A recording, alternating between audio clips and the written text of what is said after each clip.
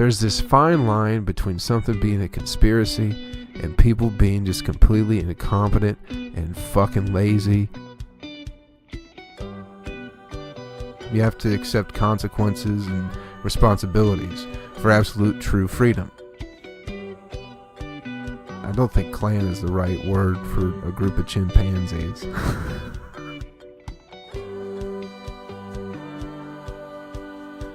Welcome in, everybody, to the next episode of Joe Kelly's Van Chronicles. Hello, how's it going? Good to have you here. I'm Joe. I'm your audio version of a mushroom, taking you through the trip that is life. Hey, thanks for checking out the podcast, everybody. If you want to support the podcast, head on over to utilizeshrooms.threadless.com. It's a shirt store. It is a pillow store. It is everything you could want out of a store. All with mushroom-related memorabilia and other things. Just head on over, utilizeshrooms.threadless.com. Check it out. Also, what else are we doing? My website, joekellycomedy.com, Instagram and Twitter, at utilizeshrooms or at Joe Kelly Comedy. We're doubling down for professionalism. Professionalism, ladies and gentlemen. That's what we're doing. It's been, what a crazy fucking, this world is just, people are just insane. Everyone's losing their goddamn minds. And I don't know what the fuck's going on. I'm getting ready to watch Elimination Chamber, a nice WWE pay-per-view. Do I know who's in the match? No, I can't even remember. But it'll just be nice. It'll just be a nice way to decompress from life and from the madness of whatever the fuck is going on right now. Everyone's losing their goddamn mind, and no one seems to have any clue what to do about anything. But everybody wants somebody else to do something for them, which I don't think that puts us in a very good situation, people, ladies and gentlemen, my fellow Americans. I don't think you can't, no one's going to make anything better for you. Quit looking for fucking mommy and daddy to make things right for you, okay? You're adults. We're adults. We can all act like it. We can all come up with our own decisions, make our own ideas, look out for ourselves. You know what I'm saying? Like the whole thing with this school shooting, another one in the books, down in Florida. It's just madness. I had to take a break from Twitter just because I was getting caught up in the madness and just being like, what the fuck is everybody talking about? You know, it all becomes the idea of, there's, I guess, the people on the left side of things are trying to get politicians to make stricter gun laws, and then the people on the right, or the people who like guns, are like, you're not taking my guns, which is just the same argument that we've been doing for year after year after year after year, and it seems to generate a nice political buzz in the country. I don't know. It doesn't seem to do a fucking thing for anybody. It's always the same people just yelling about the same shit over and over again. And it's like, we need to have our politicians need to be responsible. Responsible for what? What they do or what did they not do? They're fucking incompetent, man. We gotta quit looking for people to take care of us, because they're not gonna do it. They don't do it. They're dumb motherfuckers. The point of being a politician is to not protect people or make anybody's life any easier other than your own life and your friends. People have agendas.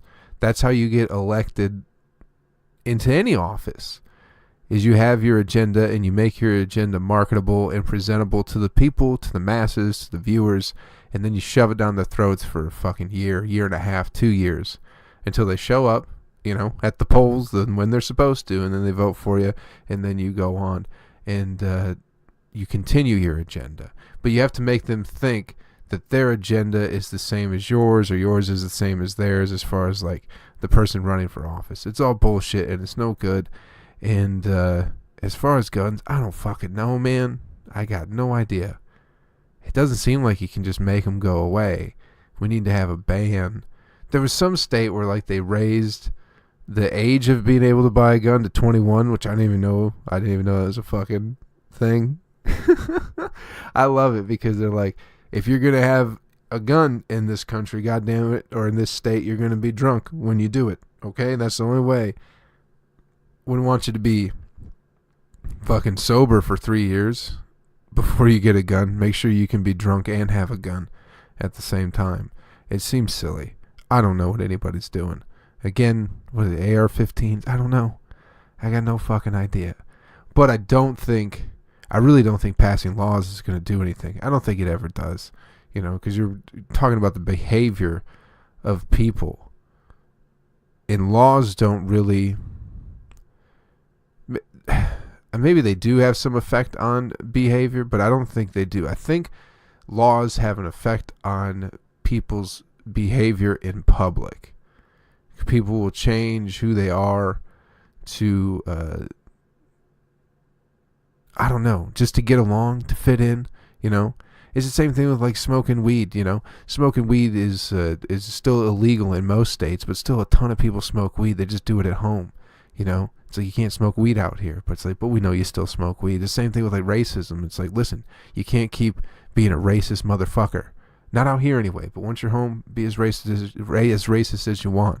We set up these rules for people to follow and abide by so we can all be phony as fuck around each other. And then when we get home in our little caves and our little fucking dwellings, then the pieces of shit that we really are come out. So I don't think laws really do much of anything, you know. As far as behavior goes, we are talking...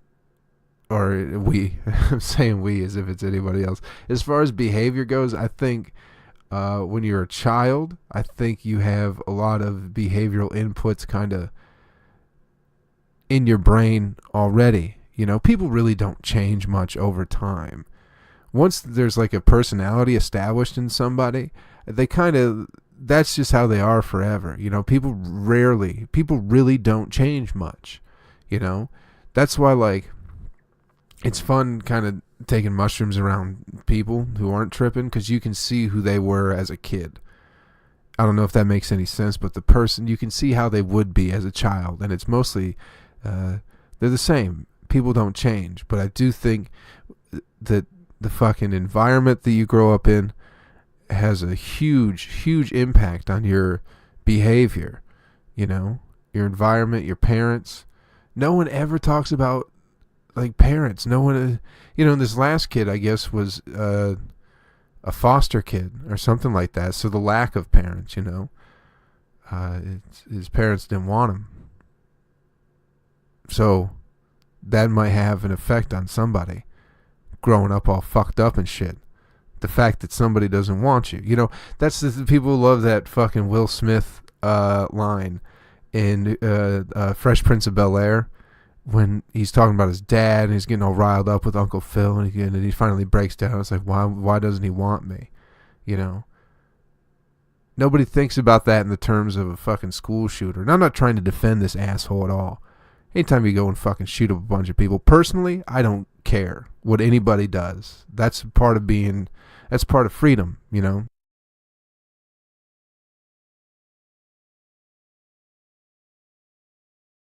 You have to accept consequences and responsibilities for absolute true freedom. So whatever somebody does, that's just part of the game. You know, that's part of being free, is you have to accept these fucking heinous actions that sometimes people do. So in that sense, I don't care. I really don't, because it's part of the game of freedom, you know?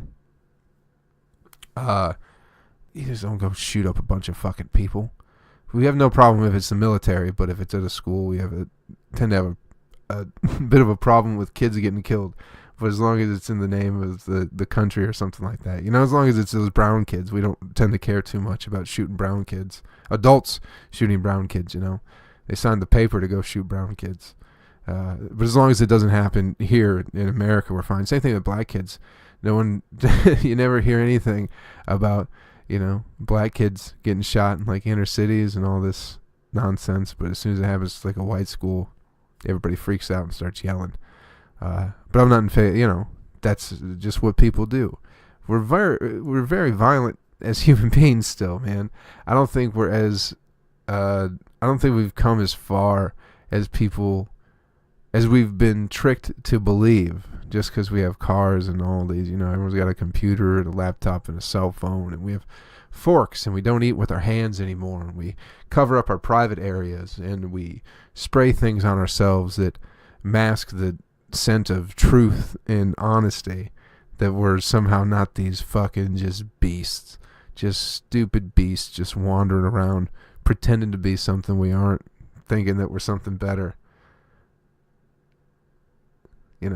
Nature's alive, people. It's alive inside of us, and sometimes people do real fucked up shit. I was just watching a little documentary about some chimpanzees just fucking, for some reason or another, they would just turn on someone in their little clan, the little chimpanzee home group of people, and just fucking kill it.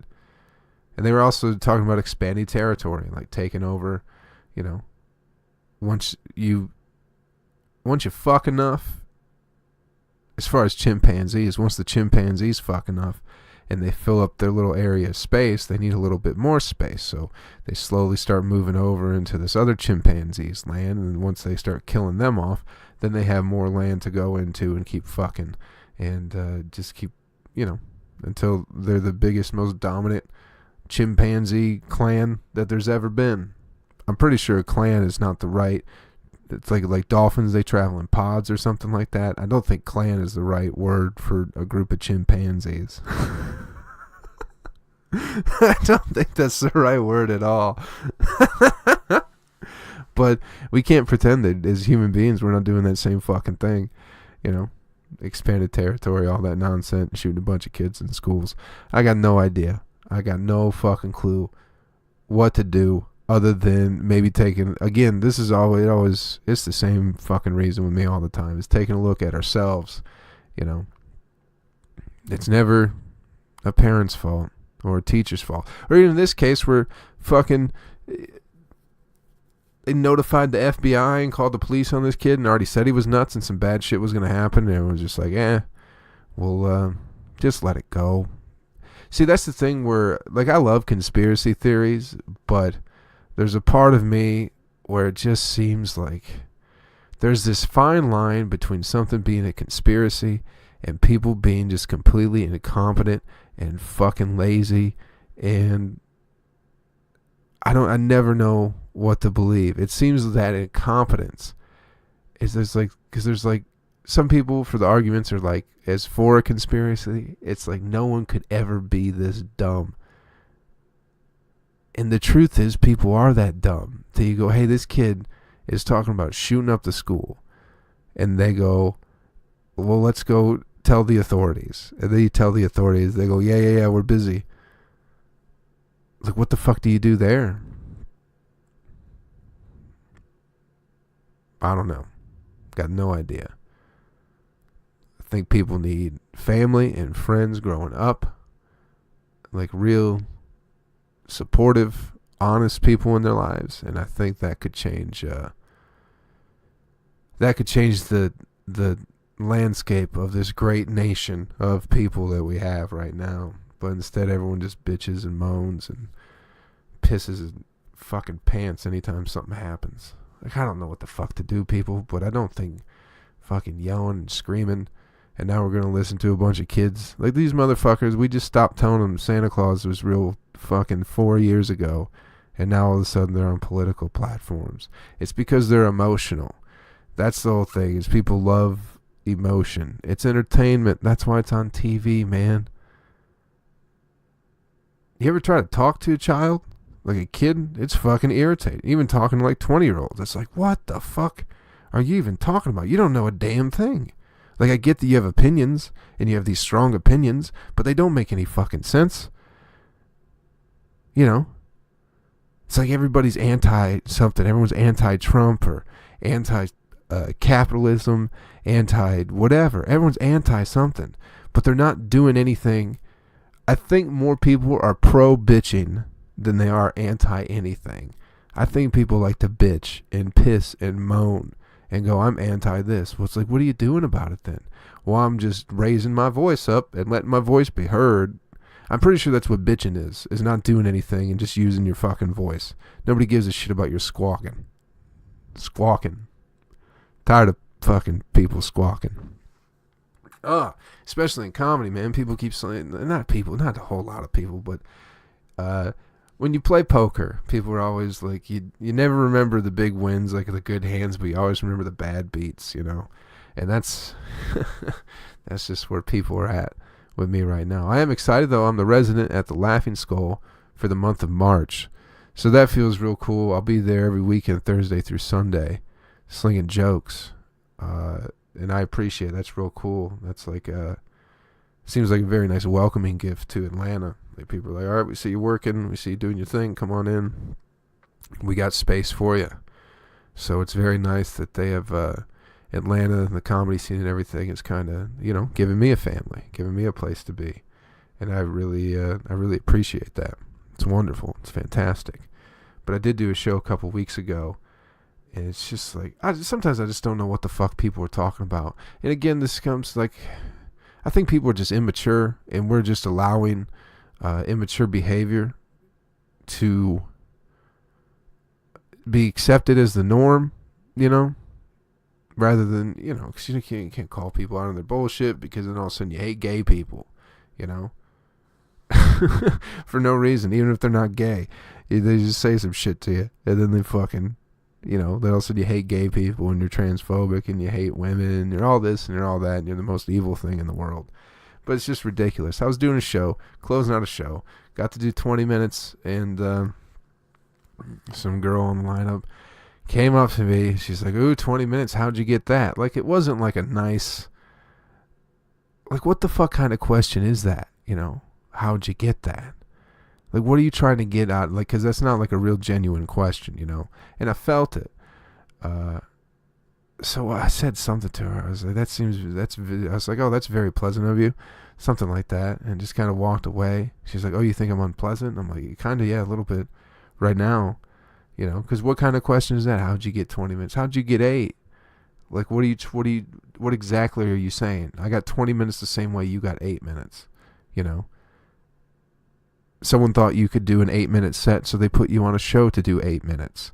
Someone thought I could do a 20-minute set because I've been busting my fucking ass, traveling around and doing 20 minutes and 30 minutes and 45 minutes and fucking eating my balls in San Antonio for 50 plus minutes, just fucking eating dick, so I can be prepared when the time comes for somebody to go, hey, can you do 20 minutes and close this show out? And I go, yes, I can, because I'm absolutely prepared for it.